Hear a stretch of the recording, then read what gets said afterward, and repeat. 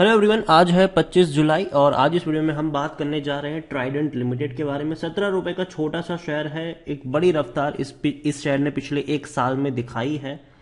लोगों का 3-4 गुना पैसा यहाँ पर बना भी है। एक साल में अच्छी खासी तेजी इस शेयर ने दिखाई है। वीडियो में हम डिस्कस करेंगे कि अभी भी क्या ये शेयर उस मुकाम पर है कि यहाँ से और बड़ी तेजी दिखा सकता है या प्रॉफिट बुकिंग यहां पर असर कर सकती है। उन सारी चीज़ों के बारे में हम यहां पर डिस्कस करेंगे, लेकिन उससे पहले अगर आपने अभी तक चैनल को सब्सक्राइब नहीं किया है तो प्लीज़ अभी इसे सब्सक्राइब कर लीजिए, क्योंकि आगे भी बहुत सारे वीडियोस हैं जो आपको काफ़ी ज़्यादा हेल्प करेंगे। तो चलिए शुरू करते हैं। तो ट्राइडेंट लिमिटेड 17 रुपये 60 पैसे का शेयर। पिछले एक महीने में अगर हम देखें तो पिछले एक महीने में 6% का ग्रोथ है। देखिए मार्केट एक महीने से काफ़ी मतलब पिछले एक हफ्ते से काफ़ी ज़्यादा पैनिक में है, लेकिन फिर भी इसके शेयर में गिरावट नहीं है। खुद के प्राइस को मेंटेन करके रखा है, गिरावट देखने को नहीं मिली, जो कि काफ़ी अच्छा संकेत है। पिछले एक साल में अगर हम देखें तो एक साल में ट्राइडेंट के शेयर में 160% का ग्रोथ हमें देखने को मिला है।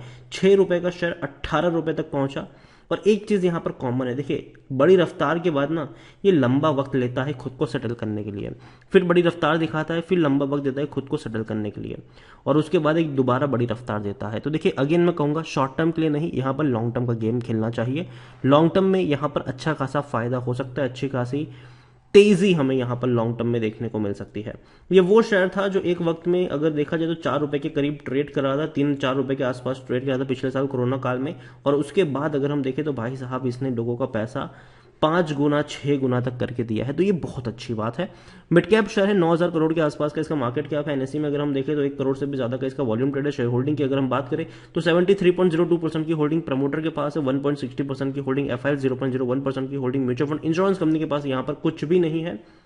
रेनबो इंटीग्रेटेड टेक पार्क के पास 2.47% की होल्डिंग है। प्रमोटर का एक भी शेयर गिरवी नहीं है, जो भी एक बहुत अच्छी बात है। और इतना ही नहीं भैया, डिविडेंड पेइंग शेयर है। 36% का डिविडेंड, मतलब पर शेयर 36 पैसे आपको यहां पर डिविडेंड के तौर पर मिल रहे हैं।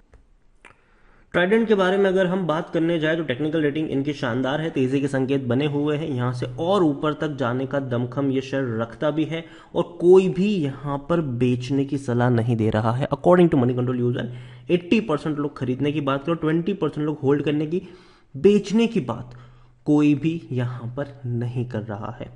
ट्राइडेंट के बारे में देखें तो भैया इनके क्वार्टरली रिजल्ट को लेकर अभी तक कोई डेट सामने नहीं आई है, लेकिन उम्मीद करते हैं कि बहुत जल्दी कोई डेट सामने आएगी और कंपनी अच्छा प्रॉफिट भी कमा सकती है, इसमें भी कोई शक नहीं है।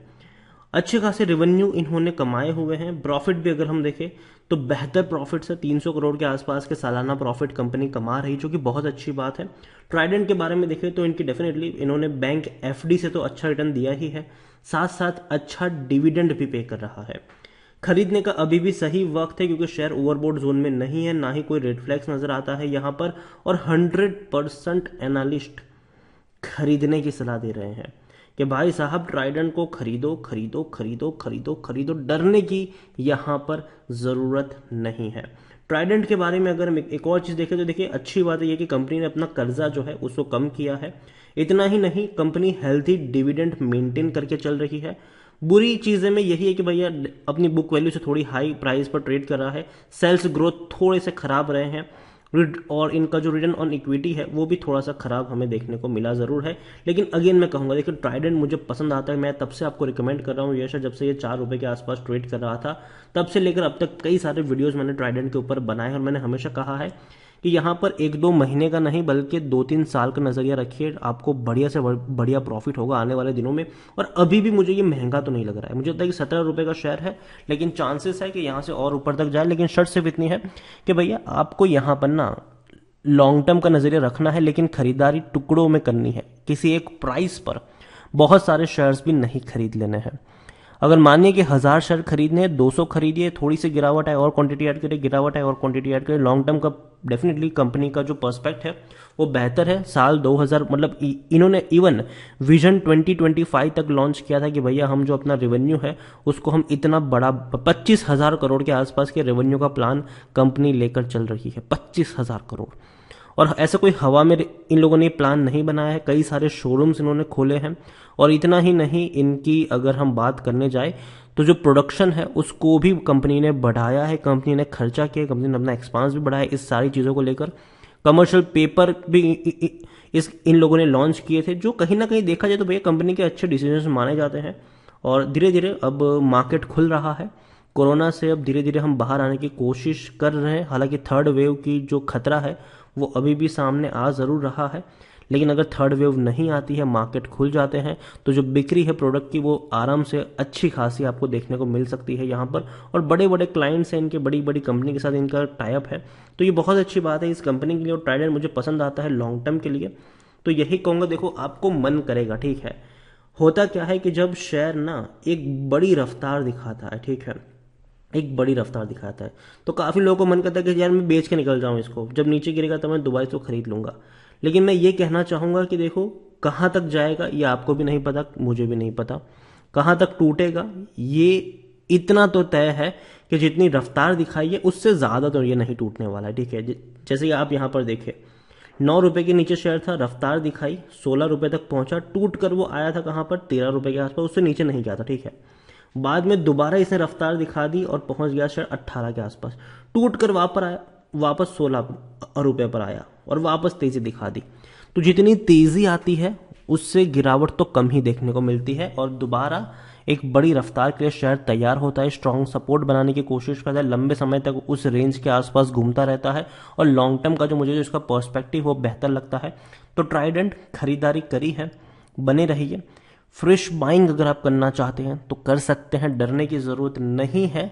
टुकड़ों में खरीदारी करेंगे तो ज़्यादा फायदे में रहेंगे। एक और चीज़ यहाँ पर कहना चाहूँगा, कोरोना का अगर थर्ड वेव आता है तो डेफिनेटली थोड़ा बहुत प्रेशर इसके ऊपर भी देखने को मिल सकता है, थोड़ी बहुत गिरावट आ सकती है यहाँ पर। लेकिन अगर थर्ड वेव नहीं आएगा तो याद रखिए शेयर में आपको अच्छी खासी तेज़ी देखने को मिल सकती है।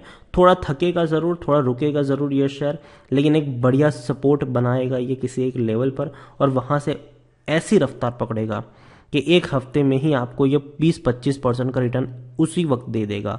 उसके बाद थोड़ा सा नीचे ज़रूर आएगा, 5-6% की गिरावट थोड़ी बहुत आएगी, लेकिन दोबारा एक अच्छा सा बेस बनाने की कोशिश करेगा उस लेवल पर, और दोबारा एक बड़ी रफ्तार दिखाएगा। तो कुंभकर्ण कहता हूँ मैं, इस शेयर को मैं कुंभकर्ण कहता हूँ कि भैया एक बड़ी, जब जागता है तो बड़ी रफ्तार दिखा देता है, उसके बाद वापस सो जाता है, लंबे समय तक ये सोता रहता है, और फिर से जब जागता है तब बड़ी रफ्तार दिखाता है। तो ट्राइडेंट पोर्टफोलियो में शामिल करने लायक शेयर है, लेकिन लॉन्ग टर्म के लिहाज से शामिल करिए इसको, और लॉन्ग टर्म में दमखम है कि ये शेयर और ऊपर तक जा सकता है, और अच्छा रिटर्न जो है वो यहाँ पर आपको दे सकता है। तो वीडियो को यहीं पे एंड करूंगा। पसंद आया हो तो लाइक करो, शेयर करो, चैनल पर अगर आप पहली बार आए तो प्लीज़ सब्सक्राइब करें, और ट्राइडेंट लिमिटेड के बारे में आप क्या सोचते हैं वो भी आप मुझे कमेंट में लिखकर बता सकते हैं। Thank you.